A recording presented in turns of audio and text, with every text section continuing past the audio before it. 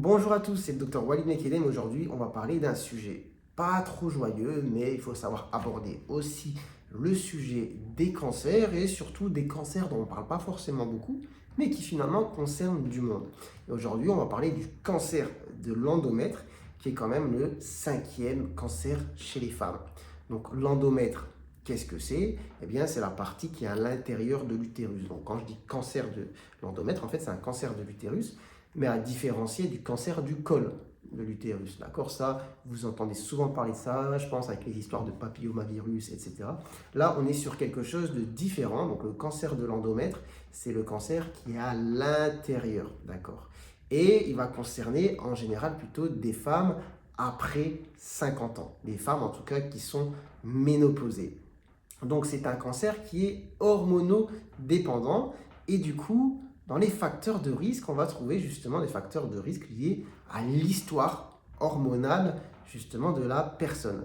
Comme par exemple une puberté précoce ou une ménopause tardive. C'est-à-dire qu'en fait, plus la durée d'exposition aux hormones a été longue, plus il y a justement ce risque. Ça ne veut pas dire que vous allez développer un cancer forcément. Mais bon, comme dans toutes les maladies, à chaque fois, on essaie d'identifier un petit peu des facteurs de risque.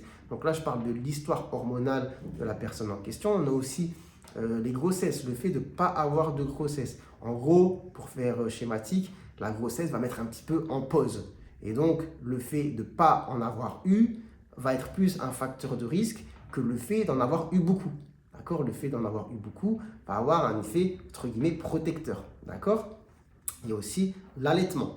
Donc tout ça, on est sur l'histoire hormonale de la personne. Mais après, évidemment, il y a d'autres facteurs de risque, comme le diabète, l'obésité et aussi la génétique, tout simplement, avec certains syndromes familiaux, comme ce qu'on appelle le syndrome de Leach, qui associe différents types de cancers, pardon, mais comme dans beaucoup de cancers, souvent on peut avoir aussi des histoires familiales, etc.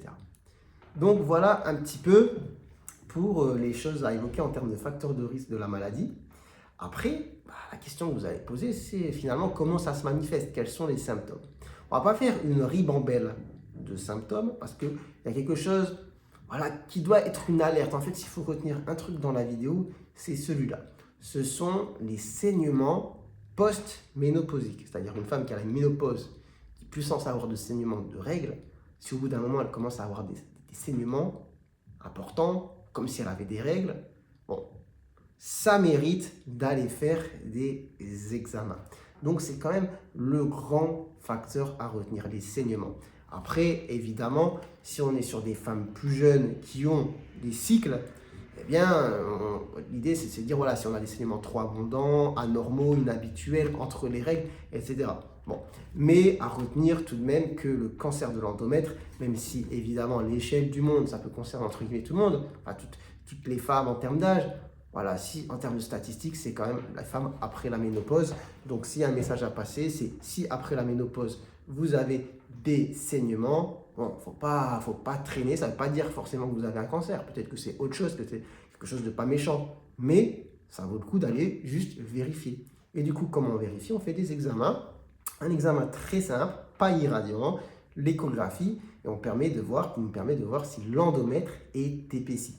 D'accord? Et effectivement, si c'est le cas, on fera des prélèvements, une biopsie, pour voir justement si la biopsie nous révèle un cancer.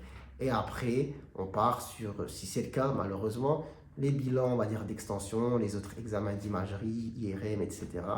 Et puis après, on passe au traitement. Et évidemment, comme tous les cancers, le traitement dépend du cancer, de la taille, de la localisation, de l'extension, de s'il y a des lésions autre part. Et en général, ça va associer chirurgie, plus ou moins chimiothérapie, plus ou moins radiothérapie, plus ou moins hormonothérapie.